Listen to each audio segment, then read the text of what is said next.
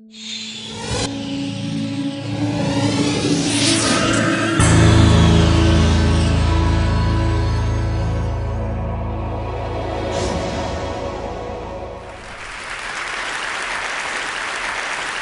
like to speak about technology trends, which is something that many of you follow, but we also follow for related reasons. Obviously, being a technology magazine, technology trends are something that we write about and need to know about.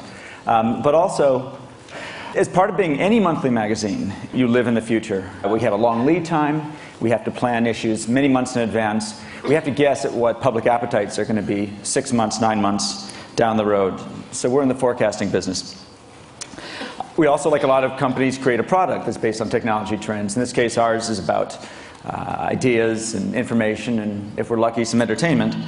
But the concept's quite the same. And so we have to understand not only why a tech is important, where it's going, but also, very importantly, when. The timing is everything. And it's interesting, when you look at the predictions made during the peak of the boom in the 1990s about e-commerce or internet traffic or broadband adoption or internet advertising, they were all right. They were just wrong in time. Almost every one of those has come true just a few years later. But the difference of a few years on stock market valuations is obviously extreme. And that's why timing is everything. You've probably seen something like this before. This is the classic Gartner hype curve, which talks about kind of the trajectory of a technology's lifespan. And just for fun, we put a bunch of technologies on it to show whether they were kind of rising for their first hype peak, or whether they were about to crash into the trough of disillusionment, or rise back in the slope of enlightenment, or et cetera. And this is one way to do technology forecasting. Get a sense of where technology is, and then anticipate the next upturn. We tend to do any technology that we think is sufficiently important. We'll typically do it twice. Once, we want to do it first. We want to be the first to do it for the geeks who appreciate that. We'll catch it right there at the technology trigger. You can see in 1997, we put Linux on the cover.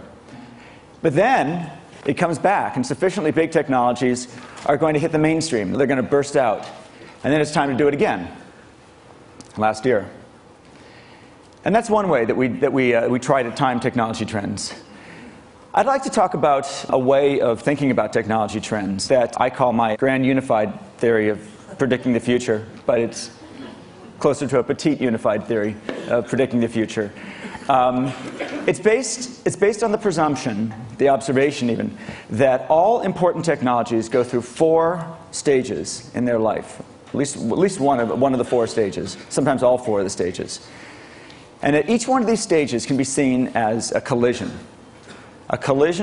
with something else, for example, a critical price line, that changes both the technology and also changes its effect on the world.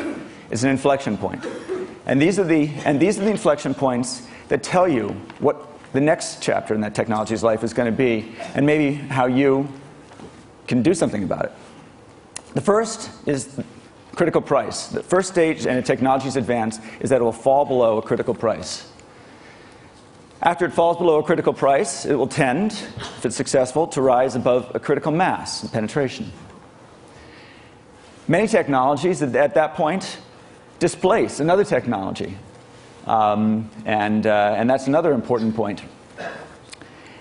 And then finally, a lot of technologies commoditize. Towards the end of their life, they become nearly free. Each one of those is an opportunity to do something about it. There's an opportunity for the technology to change. And even if you missed, the first boom of Wi-Fi, Wi-Fi did the critical price, it did the critical mass, but it hasn't done displacement yet, and it hasn't done free yet. There's still more opportunity in that. I'd like to demonstrate what I mean by this by going through this, telling a story of the DVD, which is a technology which has done all of these. The DVD, as you know, was introduced in the mid-1990s, and it was quite expensive. But you can see that by 1998 it had fallen below $400, and $400 was a psychological threshold, and it started to take off. And you can see that the units started to trend up, hit an inflection point. It was taking off. The next thing it hit, a year later, was critical mass. In this case, 20% is often a good proxy for critical mass in the households. And what's interesting here is that something else took off along with it, home theater units. Suddenly you have a DVD in the house, you've got high-quality digital video, you have a reason to have a big-screen television, you have a reason for Dolby 5.1 surround sound, and maybe you have a reason for starting to connect them and bring the rest of your entertainment in. What's interesting also is note that Netflix was founded in 1999. You know, Reed Hastings is here. He clearly saw that was a moment. That was an inflection point that he could do something with. The next phase it hit was displacement. You can see around 2001, it finally outsold the VCR. And here, too, you can see the implications in the world at large. Netflix was right. The Netflix model could capitalize on the DVD in a way that the video rental stores couldn't. Among the DVD's many assets was that it's very small. You can stick in the mailer and post it cheaply. That gave an advantage. That was an implication of the technology's rise that wasn't obvious to everybody. And then finally, DVDs are approaching free. There's a company called Apex, a no-name Chinese firm, who has, and several times in the past year, been the #1 DVD seller in America. Their average price for last year was $48. You're aware of the Walmart, well, perhaps apocryphal Walmart stampede over the $30 DVD. But that's, but they're getting very, very cheap. And look at the interesting implication of it. As they get cheaper, the premium brands, the Sonys and such, are losing market share, and the no-names, the Apexes, are gaining them. They're being commodified, and that's what happens when things go to zero. It's a tough market out there.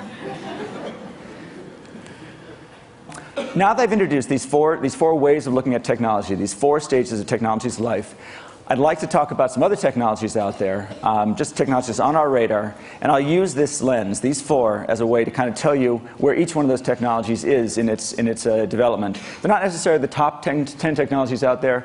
They're just examples of technologies that are in each one of these periods. But I think that the implications of them approaching these crossovers, these intersections, is interesting to think about. Start with gene sequencing. As you probably know, gene sequencing, in large part because it's built on computers, is falling in price at a kind of a Moore's Law-like level. It's now possible to, will be possible, and if Craig Venter indeed comes today, he may tell you something about this, to sequence the human genome for $40 million by the end of this year. That's as opposed to billions just a few years ago. Our ability to capture the tools of creation are getting closer and closer. What's interesting is that at the same time, the number of genes that we're discovering are rising very quickly. Each one of these genes is a potential diagnostic test. There will come a day when you can have hundreds or thousands of tests done very cheaply if you want to know. You can learn about your own mosaic. Here's another technology that's approaching a critical price. This is a fascinating research from WHO that shows the effect of generic drugs on antiretroviral drug compounds and cocktails. In January 2000, the price was $10,000 or $27 a day. The generics came in first in Brazil and elsewhere, and the effect was just dramatic on pricing. Today, it's less than 50 cents a day. And what's interesting is if you look at the price elasticity, if you look at the correlation between these two, as the antiretrovirals come down, the number of people you can treat goes radically up. And the Clinton Foundation and WHO believe that they can treat 3 million people worldwide by 2005, 2 million in sub-Saharan Africa. And the falling price of drugs has a lot to do with that. Linux is another good example.